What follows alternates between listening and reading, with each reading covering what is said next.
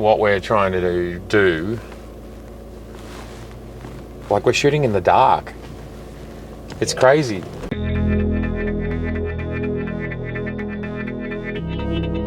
Here we are setting up to do the Viltrox 85 1.8 shootout. I would like, for this shot, I'd probably normally go for a bit more compression. I get closer, but hey.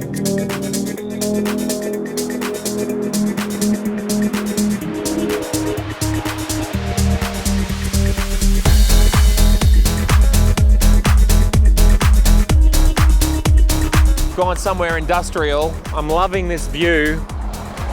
We're starting with the 85mm 1.8 and we're going to be shooting it at 1.8 because that's how I roll. In here is the 85Z.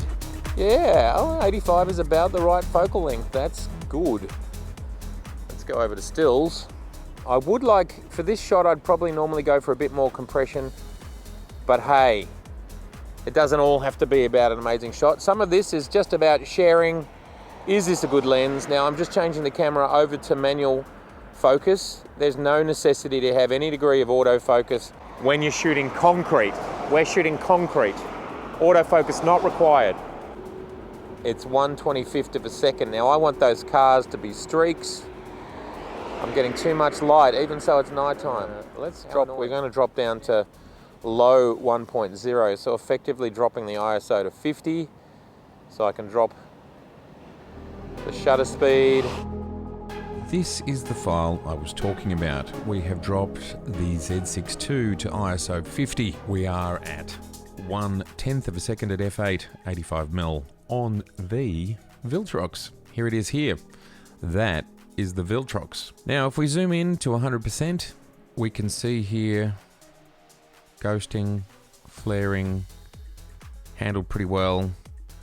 Chromatic aberration, if we look in here, not so much. And we can see sharpness is good. I think it's a good level of sharpness.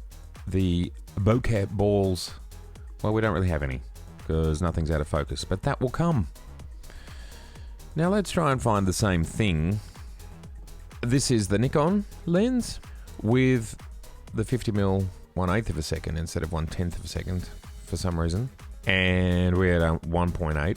And if we look in here, we can see, for example, that chromatic aberration that I was talking about.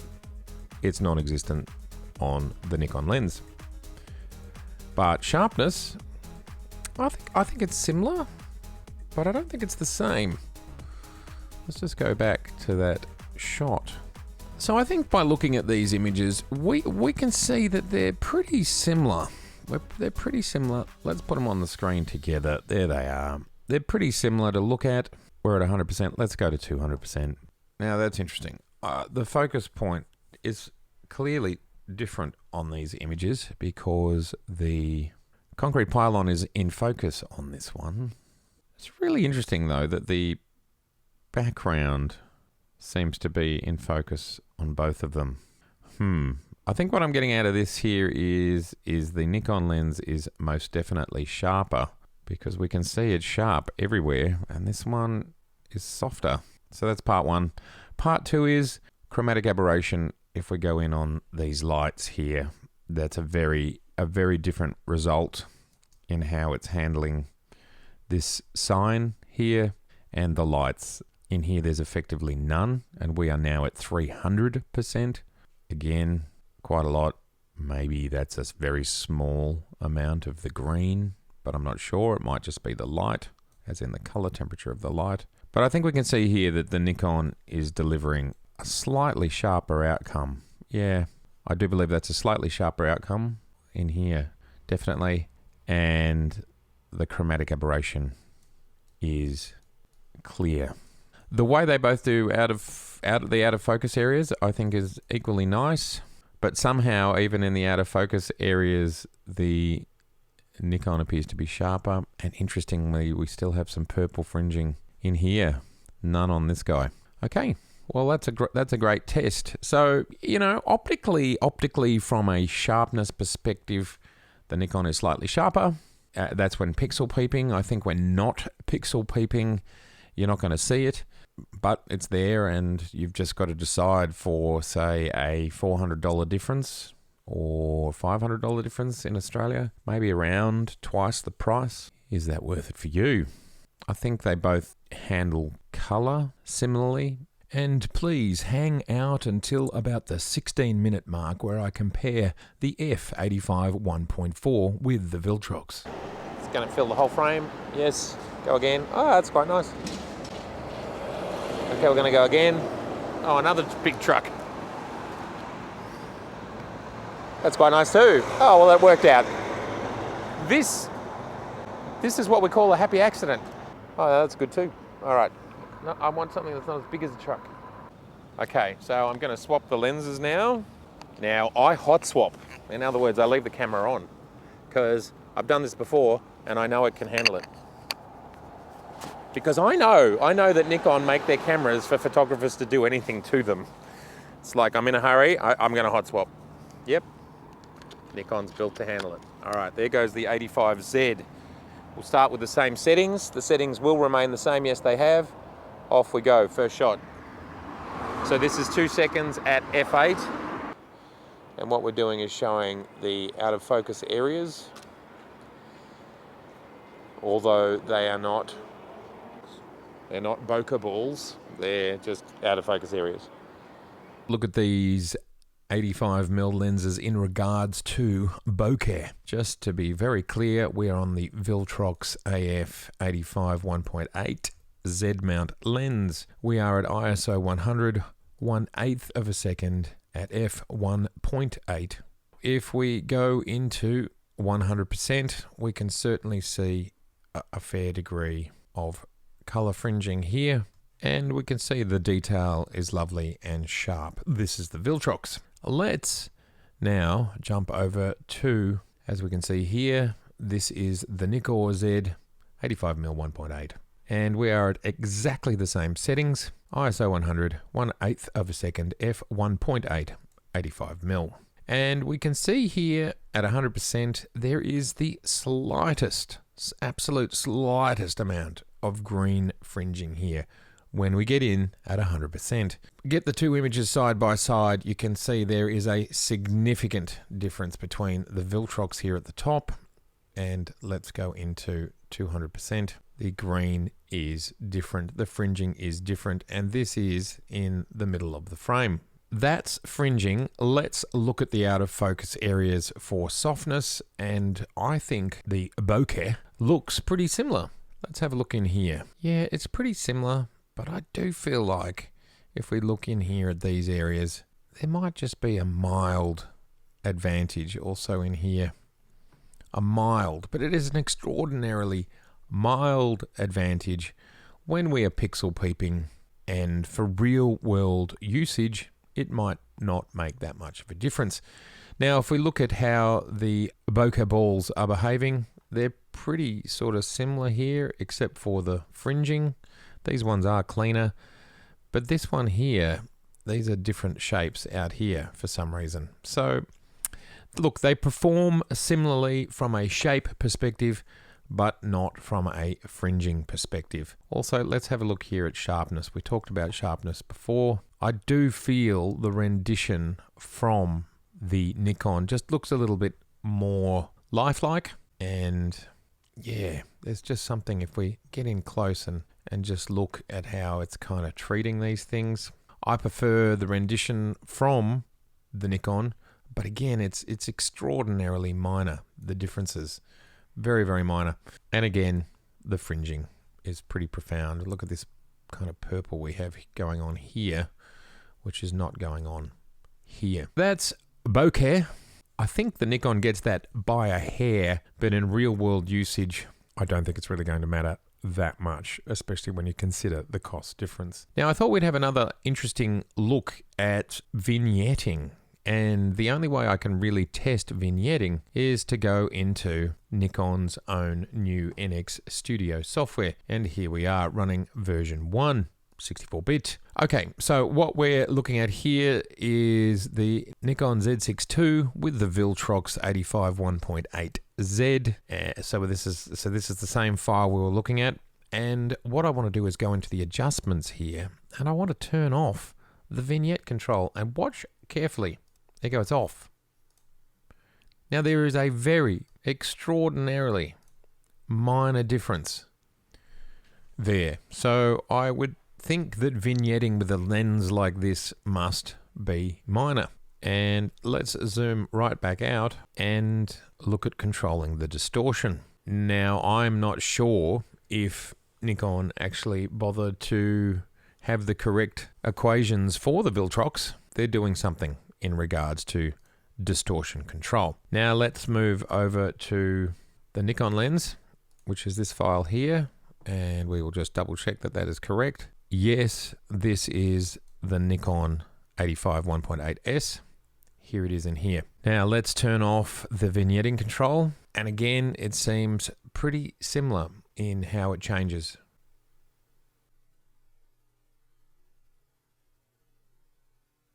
And the difference is absolutely minor. Image area. So I'm not sure what's happening there. It feels like nothing's happening except it's getting slightly lighter and darker. Distortion control. Distortion control. Let's have a look at that. I have no idea what's going to happen here. Again, it's very, very minor. The same sort of minor movement like with the Viltrox. So this lens is doing pretty well from my perspective. Going back here, let's have a look at f8. Here's f8 on the Viltrox, and let's look at f8 on the Nikon. There it is there. Interesting, there seems to be a different frame size between these two 85s. One of these 85s seems to be a slightly longer lens. The Viltrox seems to be slightly longer. Slightly different degrees there. But side by side, from a aberration perspective, when they're both at f8, aberrations appear to be near non-existent. That is the Viltrox. We can see here at f8 on both of the lenses, the Viltrox still displays the smallest amount of aberration, and the Nikon, it's pretty much non-existent. This is a very harsh environment when we've got white, so the color is really going to show, but the Nikon is handling it very, very well. And then let's look at sharpness again, and I think we'll go back out to 100%. I do believe the Nikon is slightly sharper, as we've talked about before, but really there's not much in it. We're looking at 100% here, so this is not overly pixel peeping, but I do think the Nikon is giving us a cleaner, sharper result. If you look through here, this looks really, really good. And if you look through here, it just feels to be a little bit more dynamic, the Nikon on the bottom. Something about contrast, the difference between colors, it's just a bit cleaner and a bit brighter. Let's just double check the settings here. Unchanged. Yep. So technically these should be identical, and we're just seeing some, I don't know, marginal differences in the actual brightness. So that would be the actual T-stop, I suppose. Oh, the AF lamp is firing up. That's intriguing because it's not necessary. Oh, it must be based on the shutter speed or something, because we've got plenty of light. Now we're 2 seconds at f8 on the Viltrox. Button off, rotate off, it gets a little bit stuck. That's the Viltrox. It's a feature. It's a feature. It's a safety feature. Okay, again, I think this test is going to end up resulting in pretty similar outcomes. Will Viltrox make any more lenses? Have they gone the 85 1.8 because it's a great all-rounder lens for a lot of people? It's a 1.8, so it's cheap, and they're just waiting to see how many they sell before they do, say, a 50 or something, because it'd be really great if they gave us a few other options just to sort of see, you know, what else they can do. I have a little feeling inside of me that an 85 1.8 is a relatively uncomplicated lens. Please tell me if I'm wrong, but I kind of think it is. No disrespect to Viltrox, that's not what I mean.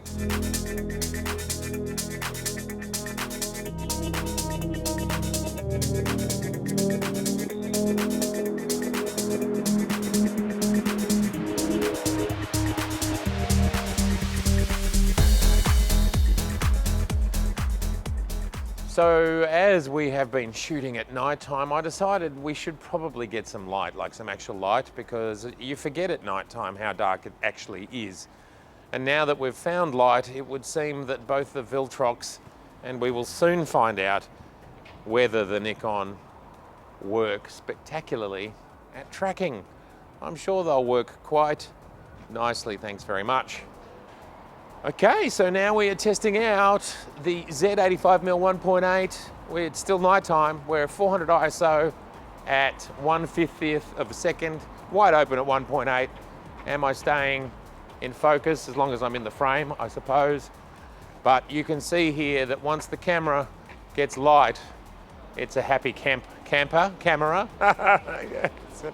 There we go. All right, I think we've got it. And remember, we always finish with Frono's photo. Modern dance routine. That's fail. Yeah, man, it's, well, you know what? It's failing sometimes. But No, we're in pitch black. Yeah, no, I'm not. Of course we are. What we're trying to do, like we're shooting in the dark. It's crazy. Oh, it's good. It's crazy.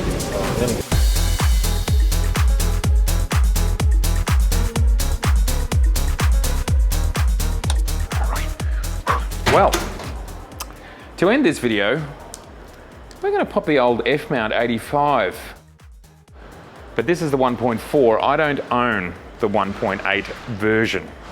Let's go find a spot to test this against the Viltrox. Let's go.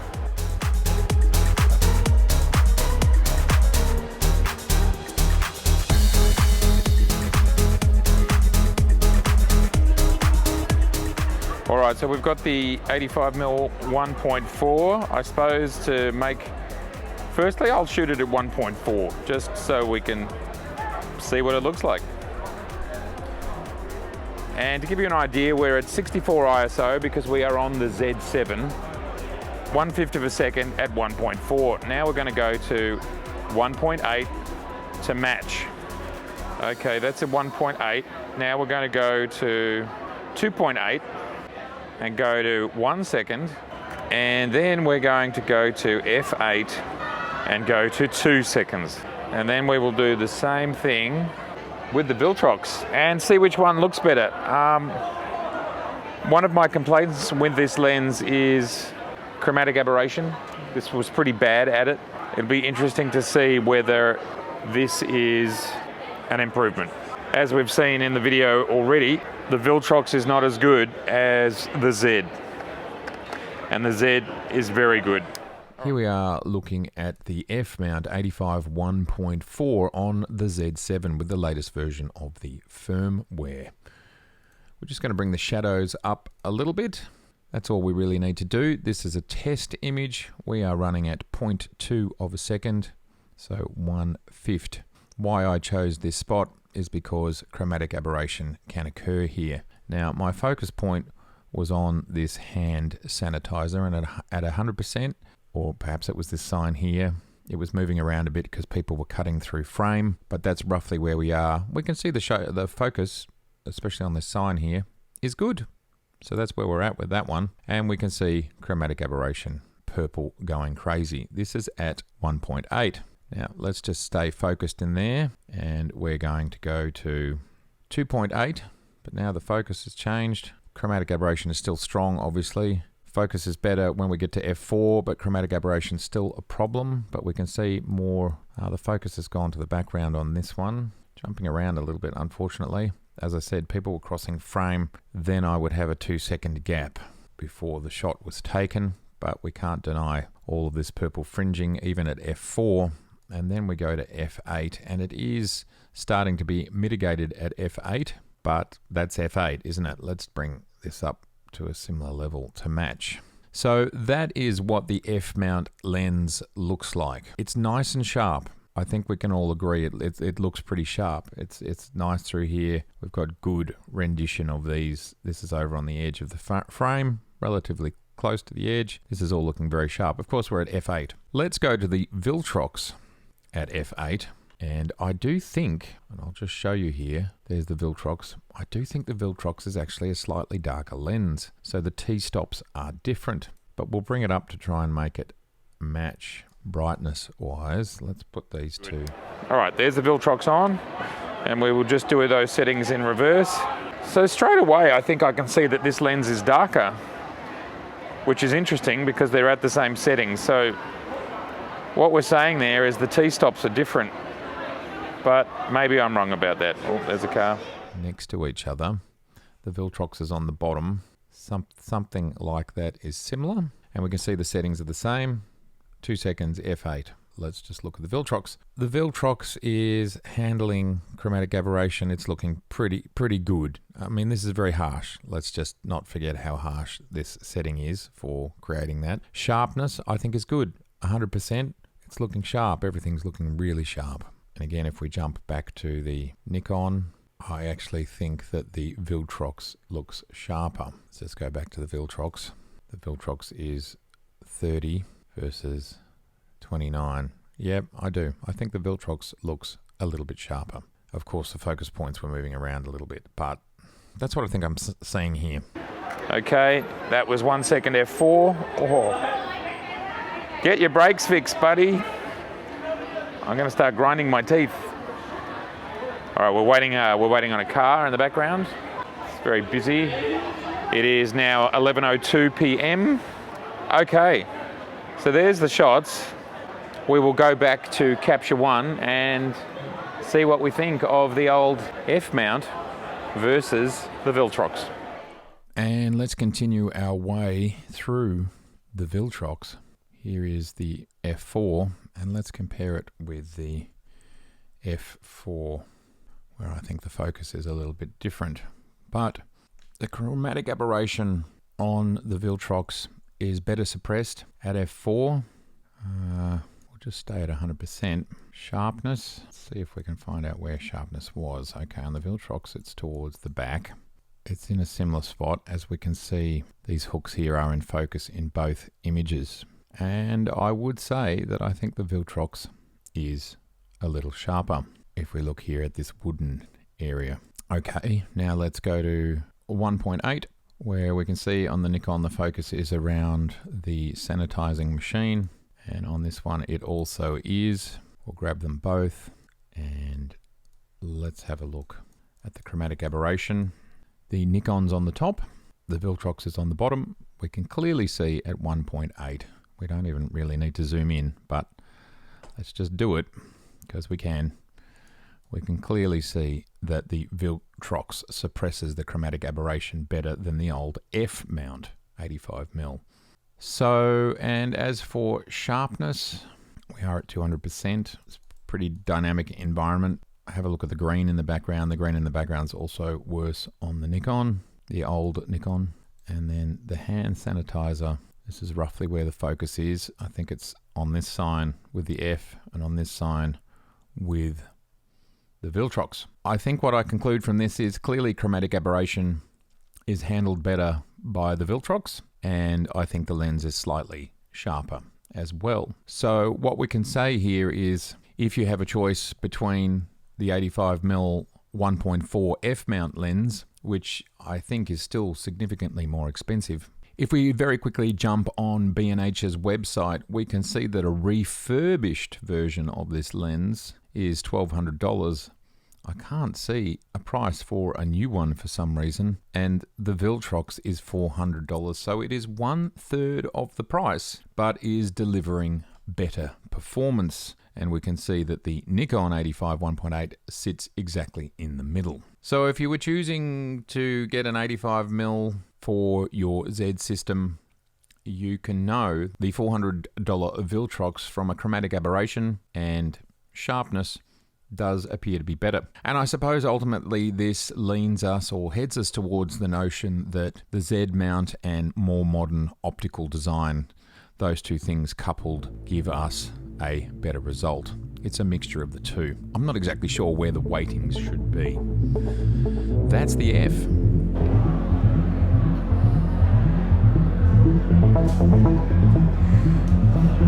I wanted to close out this video with showing you a few other images I've taken with the Viltrox across multiple sessions. This session was actually back on the 28th of the 12th last year with my dear friend here, Saeed. This was shot on the Z6 II with just version 1 of the software, ISO 800, 1/100th of a second f1.8. This is to give you an idea of portraiture. I actually haven't done a lot of portraiture with this lens. Images like this one, again in ultra low light. Remember, we are at 800 ISO. But what I love about this particular image is Saeed here looks great, and the background also looks lovely. It almost looks like it's been keyed in, chroma keyed in, because it's so vibrant, but actually it's all in camera, all real. And if we look at the settings, there's not very much going on here. I've actually reduced the clarity and structure, which is basically sharpness, brought up the shadows a little bit, and increased the saturation. That's it, plus whatever Capture One adds to the equation. So we all love an 85mm. Here's another one, same sort of result. We're in at 100%, and I think that's looking pretty good for handheld in low light with a long lens at a fair distance. Remember, this is an 85mm, and he is moving, strolling towards me. Lovely image here, captured at sunset. Color rendition is nice. Sharpness is nice. It's all looking pretty good in this image. And just to clarify, yes, this is the Viltrox. I've actually searched here, up here by Viltrox. So these are all Viltrox. When looking at these images, they are very, very similar to what the Nikon 85 produces. And we can see there's just a lot of lovely results here. Again, very little done to this image. It's just about getting the exposure right in the first place. The moon. And let's jump through to just a couple of more images from this year. This image was taken the first time I was able to go and see a movie. On the 15th of January 2021, we were able to sneak out and see a movie, my wife and I, and that was the table next to us. Glass in focus, and I think there's some pretty nice soft background there. Quick image of my wife. I think it renders it all quite nicely. Thank you, darling. And the bokeh balls. Look at them. They look quite lovely in this rendition. Here we are on the Viltrox, just so everybody's sure that we're not playing tricks. Limited things done to this. We are at 1.8. I actually think that's a pretty solid result. This out of focus area here is a little bit jittery. I have no idea what's going on there. That's interesting. But those balls, they look great. This is from this shoot. I love this out of focus. I think that looks pretty solid, that the whole thing's soft and lovely. Another image from today's video. I love this image for the darkness, the reflection, the concrete, the shapes, and the out of focus areas. This is the Viltrox. It's doing the job. Basically, my final conclusion for the Viltrox is this. It is a very competent lens, and considering it's half the price at US $399 versus right now the Nikon lens at $799, really it's giving you, I would say, depending on how much pixel peeping you do and depending on chromatic aberration, if that's a thing. If you're in controlled lighting areas, then it's not a thing at all. Let's say you're doing macro photography or still life photography, it's going to be far less of a problem. Look, if you're doing jewelry and things like that, it'll still be a problem. For most of the parameters that we go by, look, this lens is most of the way there, and it's half the price. I do think the Nikon lens is sharper. I do think it suppresses chromatic aberration, purple fringing, etc. extraordinarily well, and I think that's fantastic. They both vignette the same knot amount on the edges, although we can see the vignetting here just a tiny bit, and I haven't added any. Please keep in mind I do sometimes add vignetting to my images, but it's not enough vignetting to be a problem, and the reality is vignetting is not a major deal when you can get rid of it. It's one of those things where sharpness is not really something. Optical sharpness, like, you can fake it. It usually doesn't fake that well, but vignetting is something that you can fix. You're not losing any pixel quality by removing vignetting. So my thoughts around this lens. This is an absolutely fantastic alternative to the Nikon Z.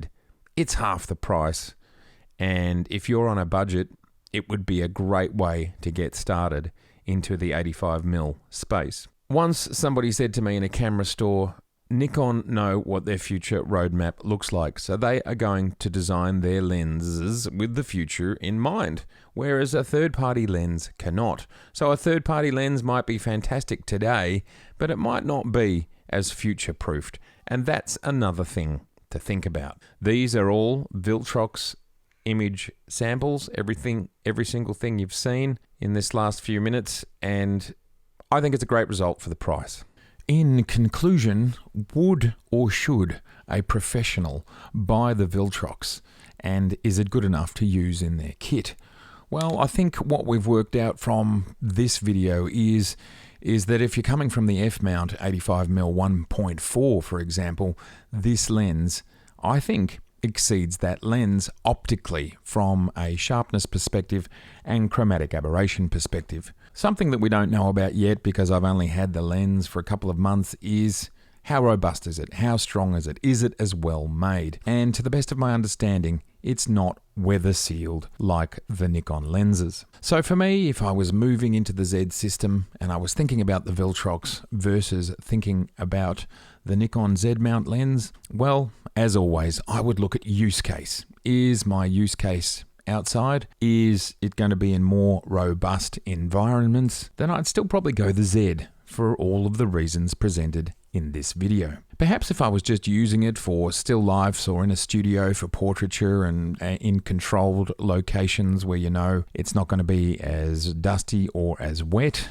then the Viltrox is a pretty good option if you know your use case. I think it's workable, usable, it works similarly, but it's not as good. You've seen it all here in this video.